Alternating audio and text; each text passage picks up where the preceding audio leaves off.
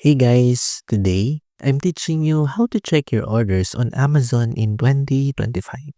Whether you're waiting for a package or just want to review what you bought, I'll show you the fastest way to find your order history and track deliveries step by step.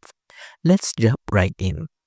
First, open your Amazon app or go to the Amazon website. Make sure you're signed in to your account. On the app, tap the three lines in the bottom right corner. Then tap your orders. If you're on desktop, just hover over returns and orders at the top right of the page and click it. Now, you see a list of all your recent purchases. Each order shows the item name, date, price, and current status, like ship, out for delivery, or delivered.